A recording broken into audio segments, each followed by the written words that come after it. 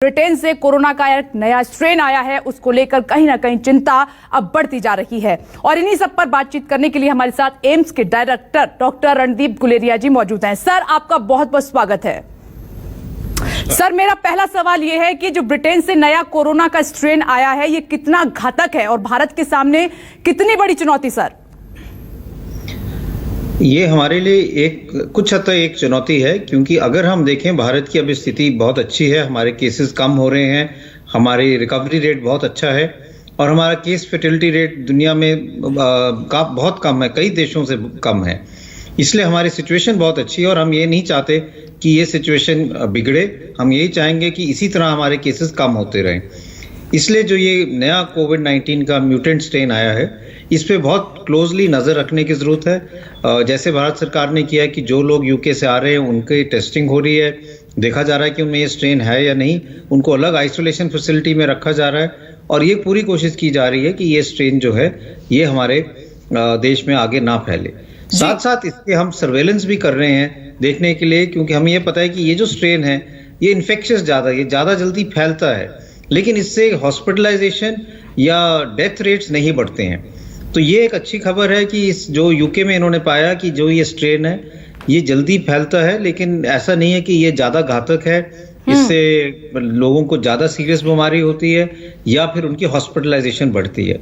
लेकिन हमें ये देखना पड़ेगा कि कोई भी हमारे देश में ऐसा कोई एरिया हो जहाँ पे केसेस एकदम बढ़ने शुरू हो या हमारे जो डाउनवर्ड ट्रेंड में कोई चेंज आए, तो हमें एकदम कुछ एक्शन लेना पड़ेगा जिससे वो आगे ना फैले।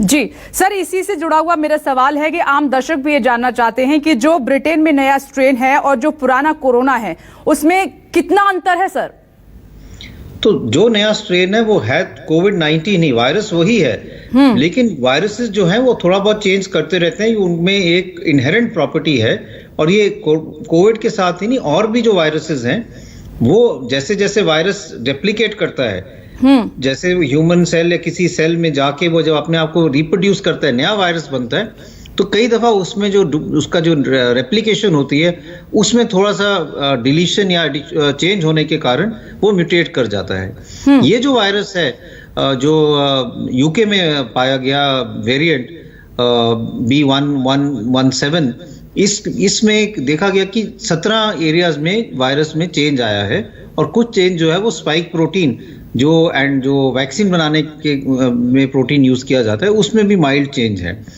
लेकिन हमारा ये इशू रहता है कि इससे हमारे क्लिनिकल फीचर्स यानी कि जो पेशेंट प्रेजेंट कर रहे हैं उसमें कोई फर्क तो नहीं पड़ेगा, जो आजकल हम टेस्ट कर रहे हैं उसमें कोई फर्क तो नहीं पड़ेगा, या ऐसा कोई स्ट्रेन तो नहीं है जिससे इन्फेक्शन ज्यादा होगी या डेथ ज्यादा होंगी, या फिर वैक्सीन पे फर्क पड़ेगा या नहीं। और ये सर नए केसेस भारत में मिले हैं जो बाहर से आए हैं लोग, अभी 6 केसेस हैं, बढ़ भी सकते हैं, इस बारे में सर क्या जानकारी है आपके पास? तो जो 6 केसेस हैं उनको ऑलरेडी अलग आइसोलेशन में रखा गया है, उनकी पूरी छानबीन और देखभाल की जा रही है कि उनका बिहेवियर कैसे रहता है और कॉन्टैक्ट ट्रेसिंग हो रही है कि वो किस किस व्यक्ति के टच में आए हैं जिसको इन्फेक्शन के चांसेस हैं और उनको भी क्वारंटाइन किया जा रहा है। तो इसलिए पूरा ये जो स्टेप्स लिए जा रहे हैं जिससे ये जो वायरस है ये आगे हमारे देश में ना फैल पाए। अब सर ये सवाल अपने आप में काफी महत्वपूर्ण हो जाता है क्योंकि इतनी ज्यादा जाने गई हैं और इतनी संख्या में केसेस बढ़े हैं, वैक्सीन का इंतजार है, जो वैक्सीन बन रही है सर, तो ये जो कोरोना का नया स्वरूप है इस पर कारगर होगी, काम करेगी क्या सर?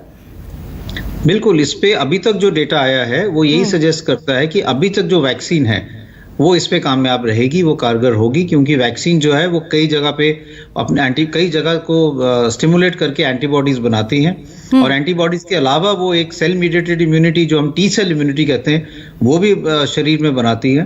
तो उसके कारण जो वैक्सीन जिनको लगती है उनकी इम्यूनिटी एंटीबॉडी से और सेल मीडिएटेड इम्यूनिटी दोनों होती है और इसलिए वो वैक्सीन जो है वो कामयाब रहेगी, चाहे वो पुराना स्ट्रेन हो या ये नया स्ट्रेन हो, वैक्सीन काम करेगी।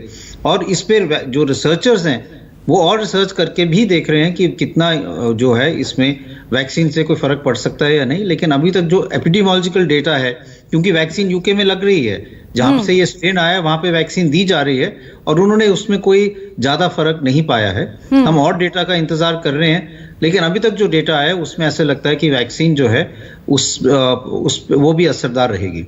जी, और सर आपके पास ये भी इनपुट होगा कि कई कंट्रीज में शिकायत भी आई है डोज लगने के बाद, तो उस लिहाज से भारत कितना तैयार है?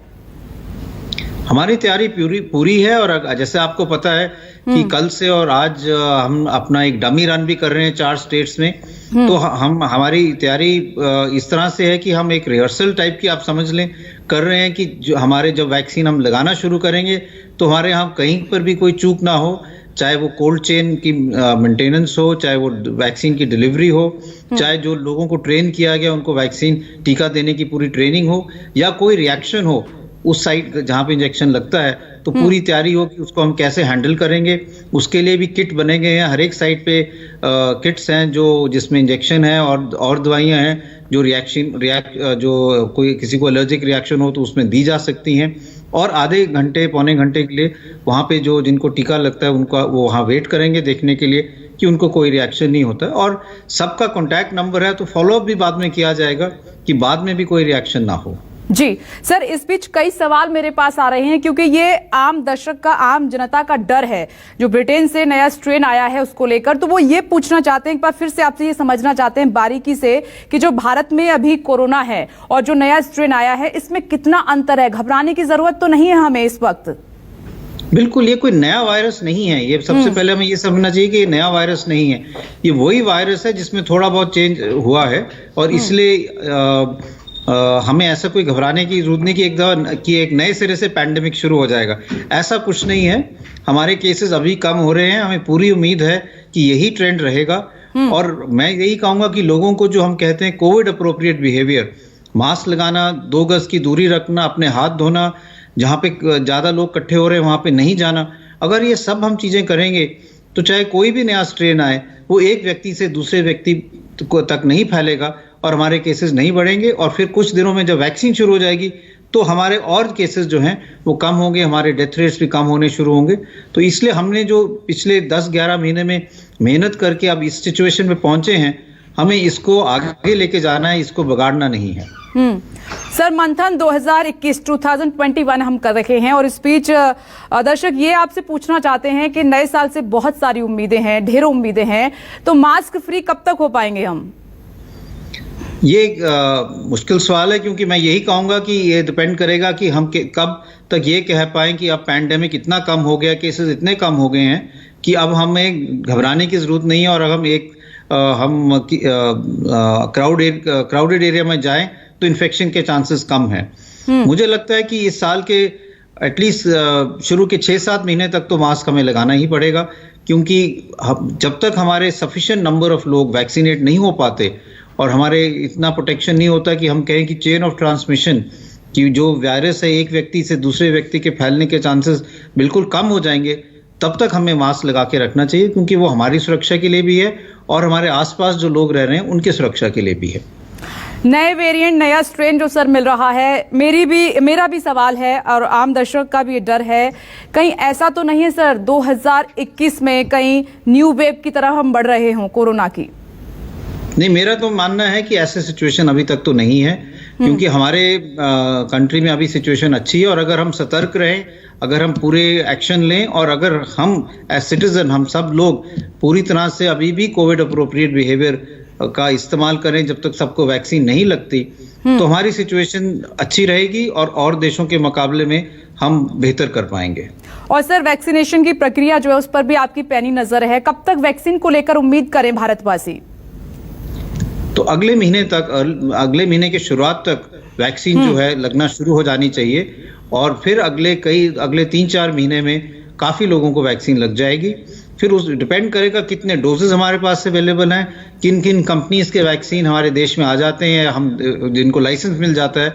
तो जैसे जैसे हमारे पास डोजेज ज्यादा होंगे, ज्यादा से ज्यादा लोगों को वैक्सीन लगेगी और उससे डेथ रेट्स भी कम होंगे और हमारे केसेस भी कम होंगे। और सर, सरकार की जो तैयारियां चल रही हैं वैक्सीनेशन को लेकर, डोज देने को लेकर, वैक्सीन लगाने को लेकर, किस तरह से आप देख रहे हैं? क्या हम सही दिशा में जा रहे हैं? बिल्कुल, हमारी तैयारी तो कई महीनों से चल रही है। सरकार ने पूरा एक हाई पावर्ड कमेटी बनाई है, वो उसमें हर एक बारीकी से वो देख रहे हैं। इसमें सेंटर भी इन्वॉल्व है, स्टेट भी इन्वॉल्व है और पूरी रिहर्सल भी हुई है। पूरे डोजेस की अवेलेबिलिटी पे भी ध्यान दिया गया है। जिन लोगों को प्रायोरिटाइज करके पहला टीका लगेगा उनका भी लिस्ट बनी है कि पहले ग्रुप में किसको लगेगा। हाई रिस्क ग्रुप हैं, हेल्थ केयर वर्कर्स हैं, फ्रंटलाइन वर्कर्स हैं, उनकी लिस्ट भी तैयार की गई है। इसलिए हमारी तरफ से पूरी तैयारी है। अब वेट कर रहे हैं कि लाइसेंस जो ये वैक्सीन है उसको लाइसेंस मिल जाए तो फिर हम आगे उसको लगाना शुरू करें। और सर पहली वैक्सीन कौन सी लग सकती है?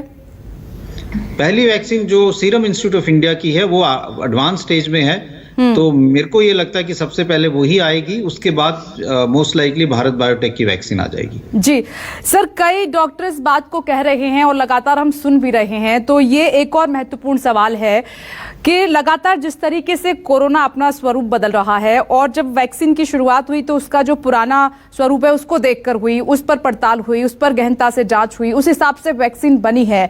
तो कई डॉक्टर्स की उनका ये कहना ही, ये मानना है कि जो वैक्सीन बन रही है वो उसको इफेक्ट नहीं करेगी, वहां कारगर साबित नहीं होगी, काम नहीं करेगी। तो मैं चाहती हूँ सर यहाँ पर थोड़ा सा आप स्पष्ट करें। तो देखिए, कोरोना वायरस जो है, ये वायरस जो है इतना रैपिडली या इतना फ्रीक्वेंटली चेंज नहीं करता। हमारे पास एक और वायरस है, इन्फ्लुएंजा वायरस, जिससे स्वाइन फ्लू होता है। उसकी जो वैक्सीन है वो हर साल नहीं लगानी पड़ती, क्योंकि वो वायरस जो है उसमें जो हम कहते हैं एंटीजेनिक ड्रिफ्ट वो काफी ज्यादा होता है। लेकिन कोरोना वायरस में और कोविड-19 में इतना ज्यादा म्यूटेशन या इतना ज्यादा चेंज नहीं है। और जो हम वैक्सीन बना रहे हैं वो कई पॉइंट्स पे एक्ट करती है। पहली चीज तो वो न्यूट्रलाइजिंग जो एंटीबॉडीज बनाती हैं वो स्पाइक प्रोटीन के कई पॉइंट्स पे एक्ट करती हैं, इसलिए अगर एक जगह पे म्यूटेशन भी हो जाए तो भी उसका असर रहेगा। उसके साथ साथ जो वैक्सीन है वो एक और इम्यूनिटी देती है जिसको हम कहते हैं सेल मीडिएटेड इम्यूनिटी या टी सेल इम्यूनिटी। तो हर एक व्यक्ति में जिसको टीका लगता है उसमें बोथ एंटीबॉडीज और टी सेल इम्यूनिटी बनता है, और इसलिए वैक्सीन जो है वो अभी भी कामयाब रहेगी, कारगर रहेगी। और अगर कोविड-19 के वायरस में कई मेजर चेंज आता है तो वैक्सीन मैन्युफैक्चरर्स उस चेंज को इनकॉर्पोरेट कर सकते हैं और वैक्सीन उसी हिसाब से थोड़ी चेंज होके फिर मार्केट में आ सकती है। जी सर, आपके माध्यम से मैं दर्शकों को ये कह सकती हूँ कि जो नया स्ट्रेन आया है उसको लेकर चिंता करने की बिल्कुल भी आवश्यकता नहीं है, और नेक्स्ट ईयर यानी कि 2021 में वैक्सीन की डोज लगना शुरू हो जाएगी। बिल्कुल बिल्कुल, दोनों चीजें हम यही कह सकते हैं कि अगला साल एक हमारे लिए एक नए उम्मीद के साथ आएगा, वैक्सीन की डोज भी लगेगी और हमें इस नए वेरिएंट से इतना घबराना नहीं चाहिए। और सर न्यू गाइडलाइंस, क्योंकि अभी भी मैं देखती हूँ, खुद देखती हूँ कि जो शुरुआत में डर था, जो सतर्कता थी, वो अब सर कम दिखाई दे रही है। तो क्या वाकई में अब वो कम जिस तरीके से दिखाई दे रही है उसमें थोड़ा सा हमें रिलीफ मिल गया है, या फिर हमें पहले की तरह ही रहने की आवश्यकता है नए साल में भी? थोड़ा सा मैं चाहूंगी कि ये जो देश की जनता इस वक्त आपको सुन रही है उनको जरा इस बारे में बताएं, क्योंकि कई बार मुंह पे मास्क नहीं है, सैनिटाइजर जिस तरीके से हम इस्तेमाल कर रहे थे वो नहीं कर रहे हैं, हम सोशल डिस्टेंसिंग उस तरीके से नहीं रही है। तो मैं ये कहना चाहूंगा कि अब जब वैक्सीन बिल्कुल अंतिम चरण पे और लगने वाली है तो ये और भी जरूरी है कि हम मास्क पूरी तरह से अच्छी तरह से डालें, नाक और मुंह ढक के रखें, फिजिकल डिस्टेंसिंग रखें, जहां पे भीड़ है वहां पे ना जाएं, हैंड सैनिटाइजर या हाथ अपने रेगुलरली धोएं, क्योंकि ये एक समय है जब हम ये नहीं चाहते कि इस समय हम हमारे या किसी हमारे रिश्तेदार को इन्फेक्शन हो और वो हॉस्पिटल में जाए या उसकी डेथ हो जाए। क्योंकि हमें पता है कि अगर हम कुछ दिन और ये कोविड अप्रोप्रिएट बिहेवियर रख पाए और अपने आप को बचा रखें तो हमें जब वैक्सीन लगेगा तो हमें फिर एकदम प्रोटेक्शन हो जाएगा और हम कोविड से निकल जाएंगे।